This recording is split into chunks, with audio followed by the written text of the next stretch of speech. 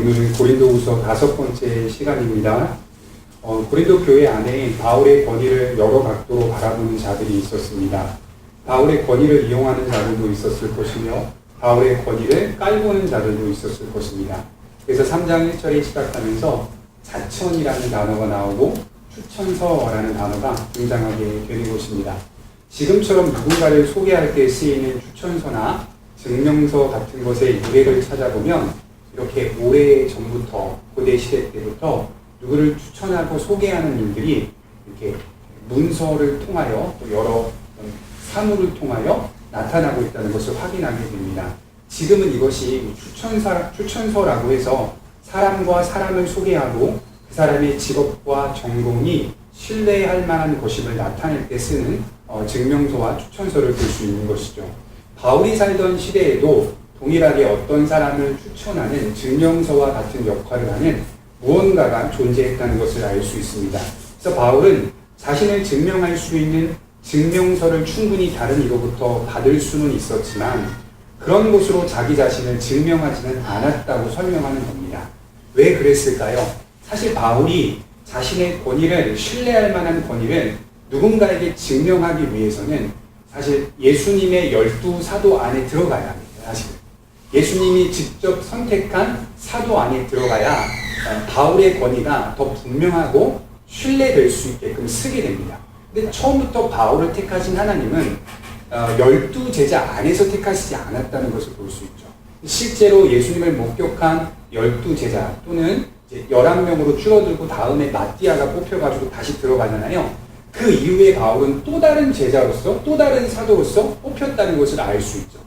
바울이 생각하기에는 자기 자신을 증명하고 자기의 권위를 나타내기 위해서는 예수님의 제자 안으로 들어가야 분명하게 다른 교회 지역 성도들에게 자신의 권위를 드러낼 수 있는 것인데 자신은 이미 출발부터 태동부터 예수님의 12제자 안에 들어가 있지는 못했기 때문에 어떤 식으로든 자기를 괴롭히고 자기를 핍박하고 대적하는 자들이 분명히 존재할 것이라고 생각하고 있었던 것 같아요. 그래서 바울은 여러 증명서와 추천서를 통해 다른 지역에서 자기가 믿을 만한 사람이다라고 증명하기보다는 바울이 지금 무엇으로 자기를 증명하냐면 내가 전한 복음의 내용과 너희들의 변화된 모습을 보아라. 이것으로 자기를 증명하고 있는 것이죠. 이렇게 되면 다른 어떤 시비를 받지 못한다는 것이죠. 되게 지혜로운 겁니다. 성령의 지혜가 아니고서는 하나님의 함께 하심이 아니고서는 이게 참 이렇게 감당하는 게 쉽지 않은 것 같아요. 바울은 오직 자기 자신을 증명서나 추천서와 같은 것으로 드러내려고 하지 않고 내가 전한 복음을 보고 듣고 내가 전한 복음의 역사로 세워진 교회로 증명할 수 있다고 믿었고 확신했습니다. 누구보다도 지역교회를 많이 세운 사람이 누구죠? 사도 바울이죠.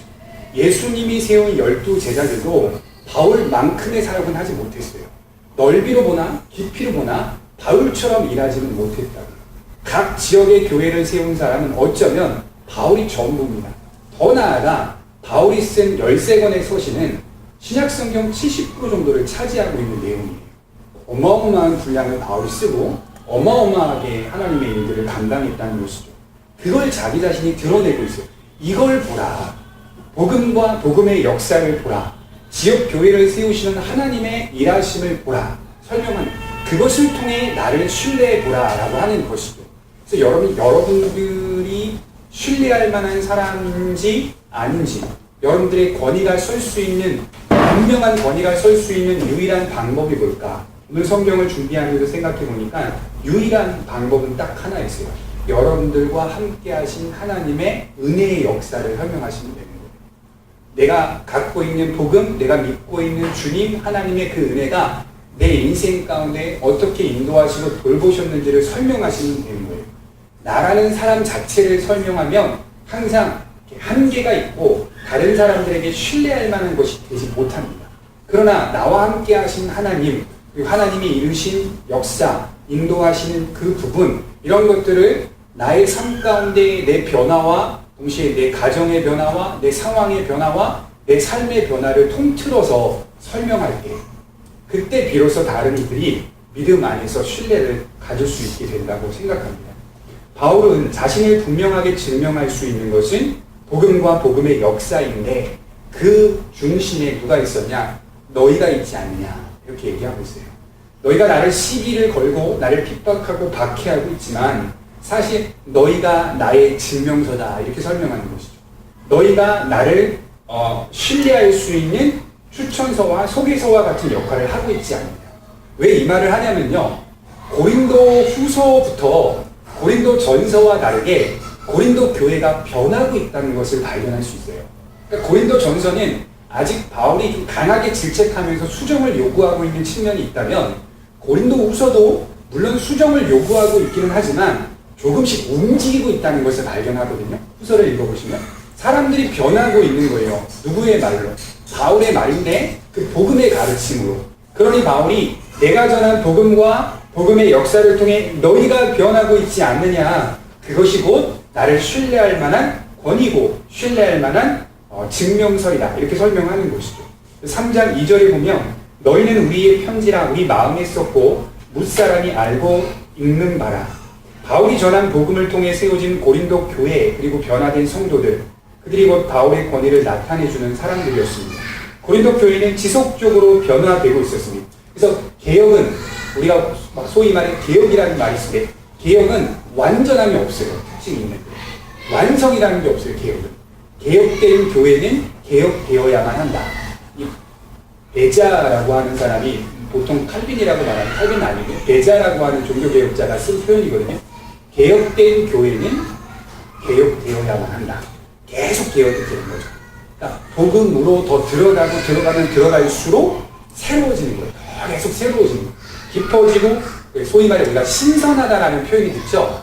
똑같은 말씀인데 깊이 있게 성숙하면 할수록 복음 안에서 우리가 신선해지고 있는 그 믿음의 성숙을 이루고 있는 것을 발견하게 됩니다. 복음을 믿으면 자연스럽게 복음으로 변화됩니다. 그래서 마땅히 성령께서 하시는 사역 중에 성령은 우리로 하여금 그리스도를 믿게 하고 그리스도 안에 살게 하고 복음의 소중함을 알게 하고 죄를 회개케 하며 진리 안에서 살아가게 한다. 그러니까 여러분 잘 보십시오. 믿음의 모든 것은 사실 다 성령이 하는 거거든요. 성령이요. 그러니까 성령론을 강조하지 않는 게 아니라 장로교는 무엇보다도 성령이 가장 많이 강조하는 거예요. 성령이라는 단어만 안 쓸 뿐이지 성령의 역할을 설명하는 이제 교단이라고 볼 수 있으면 되죠. 사람의 심령 가운데 성령의 역사를 통해 회개가 일어나게 되고 그 회개를 통해 하나님의 은혜를 바라보게 되고 그 은혜가 성령 안에서 머물게끔 하는 게 아니라 꼭 그리스도에게로 가게끔 도와주는 역할. 그래야 우리가 예수를 믿고 하나님과 성령 하나님의 동일한 은혜와 역사의 연속선상에서 구원이 완전해지고 믿음이 완전해지는 그 역할. 성령께서 신약의 성도들에게 함께 하시는 사역이다. 누구보다도 많이 강조되는 그 역할을 하시는 분입니다.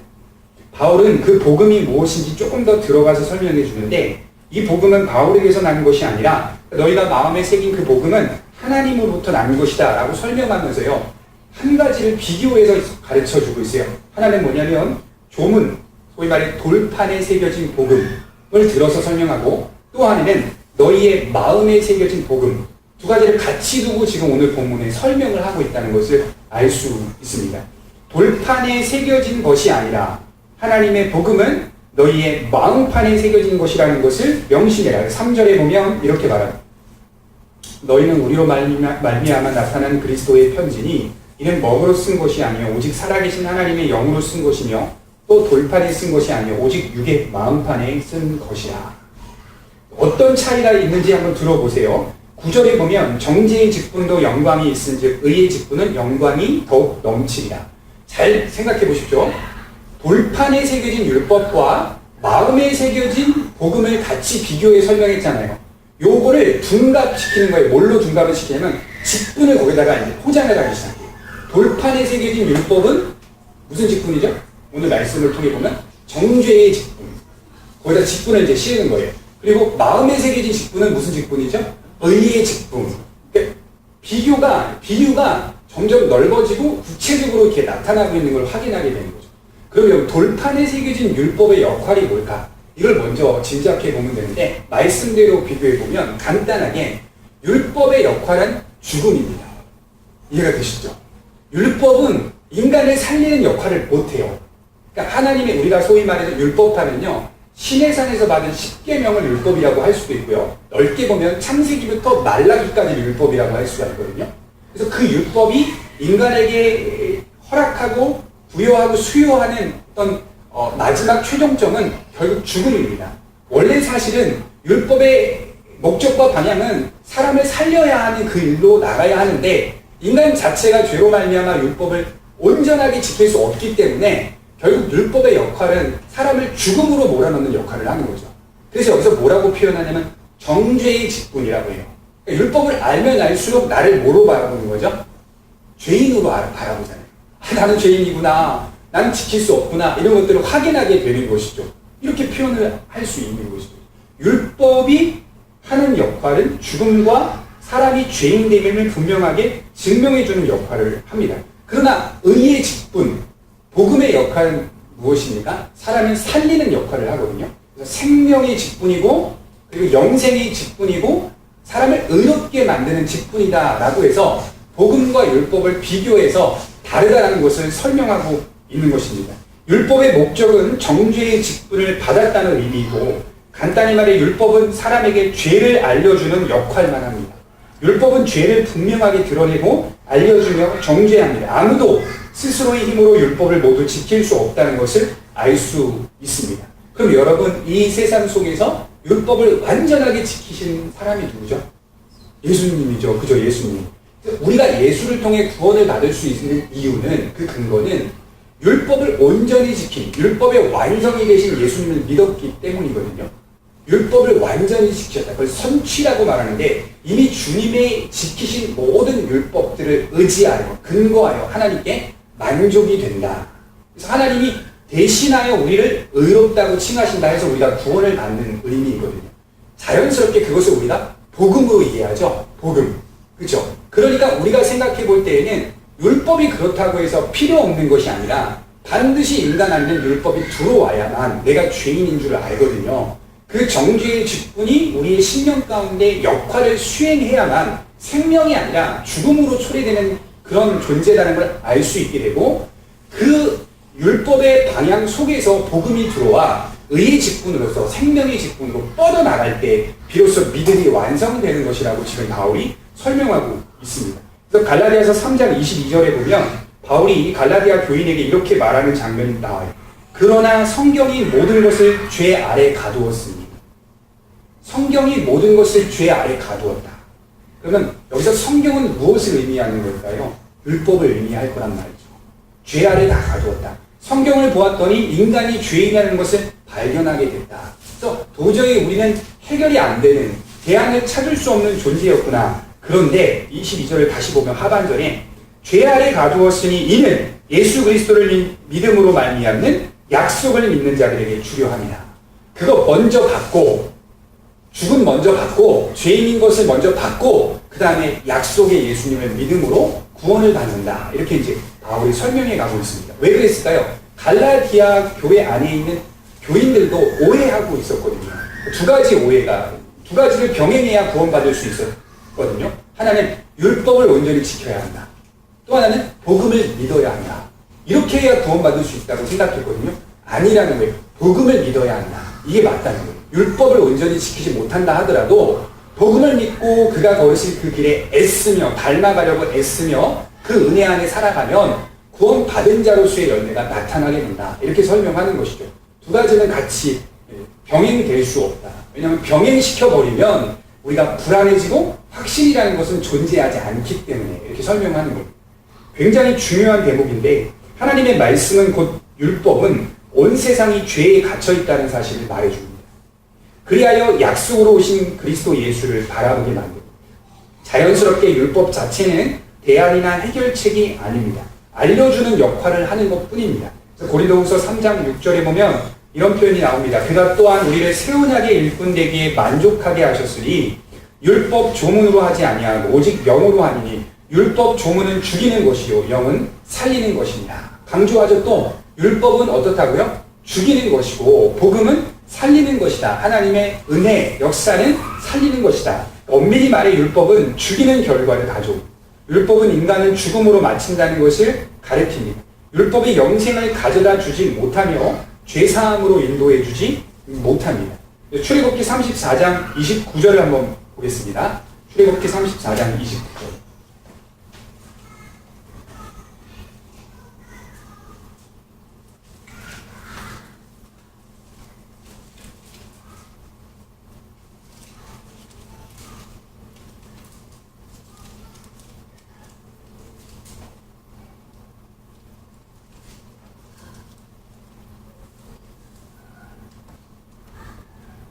34장 29절 제가 읽겠습니다. 따라오세요. 모세가 그 증거의 두 판을 모세의 손에 들고 시내산에서 내려오니 그 산에서 내려올 때 모세는 자기가 여호와와 말하였음으로 말미암아 얼굴 피부에 광채가 나나 깨닫지 못하였더라. 아론과 온 이스라엘 자손이 모세를 볼 때 모세의 얼굴 피부에 광채가 남을 보고 그에게 가까이 하기를 두려워하더니 모세가 그들을 부르매 아론과 회중의 모든 어른이 모세에게로 오고 모세가 그들과 말하니 그 후에야 온 이스라엘 자손이 가까이 오는지라. 모세가 여호와께서 시내산에서 자기에게 이르신 말씀을 다 그들에게 명령하고 모세가 그들에게 말하기를 마치고 수건으로 자기 얼굴을 가렸더라.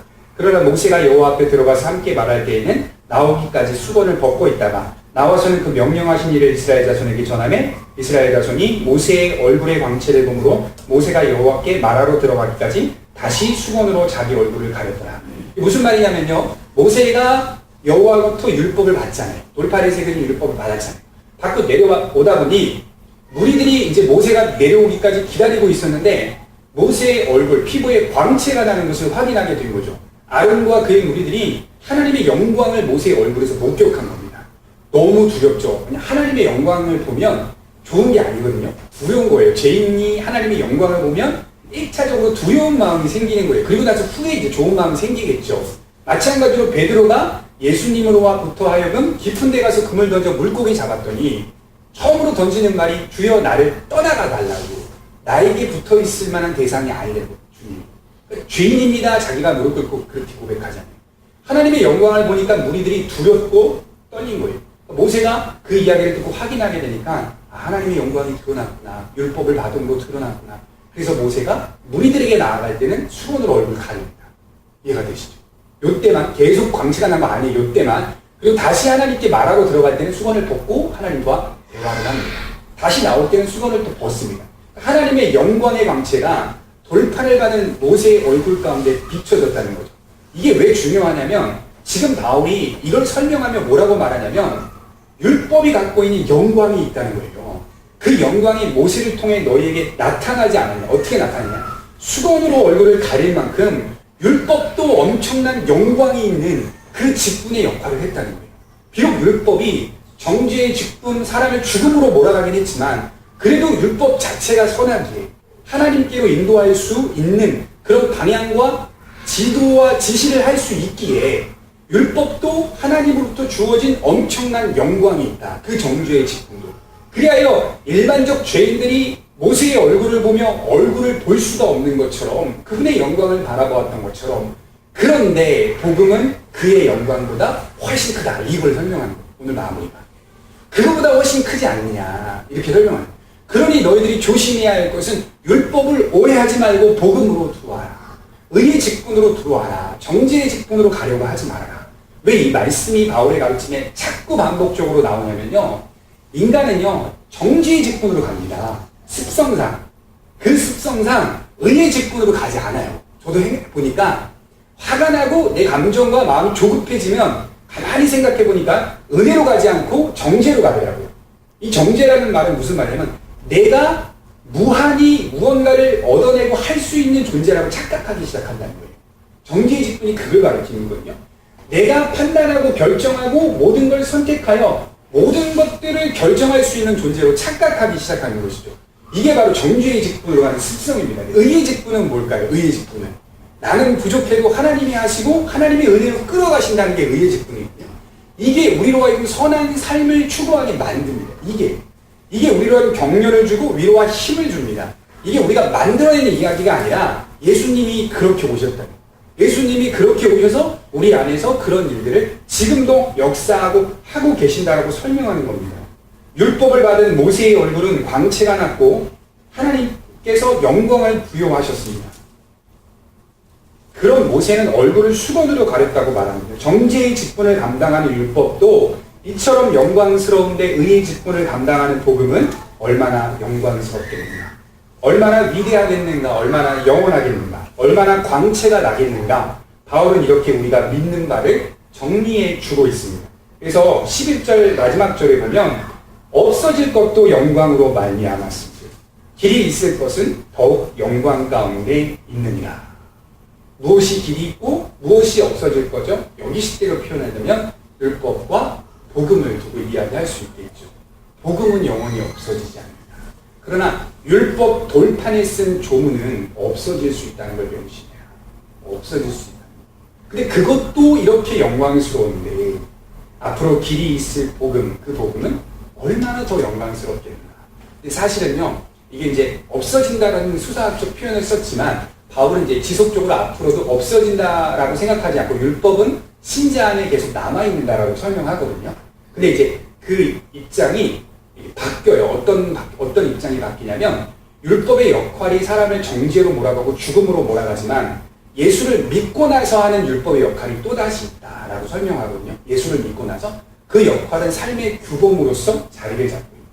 어떻게 살아가야 할지를 분명하게 제시해주는 복음은 아니지만, 우리를 구원으로 인도해주는 역할은 아니지만 반드시 신자의 삶은 율법 안에 있는 내용대로 삶을 살아가게 된다. 왜? 말씀을 그렇게 배웠으니까. 은혜를 알기 때문에 선한 것을 추구하고 순종하고 그 말씀에 따라 겸손하라고 자기하시는 처복종케 하고, 이런 것들이 율법의 역할, 율법을 순종하려는 성화된 신자 안에서 나타나는 모습이다라고 바울이 그렇게 율법의 위치를 설명하고 있습니다. 그래서 저는 오늘 말씀을 마무리하면 이렇게 표현하고 싶어요. 하나님으로부터 나온 것은 버릴 게 없다. 이렇게 표현하고 싶어요. 버릴 게 없다. 알고 보면 없어질 게 없어요. 하나님으로부터. 근데 인간으로부터 나오는 것은 다 버릴 거다. 네, 기도하도록 하겠습니다.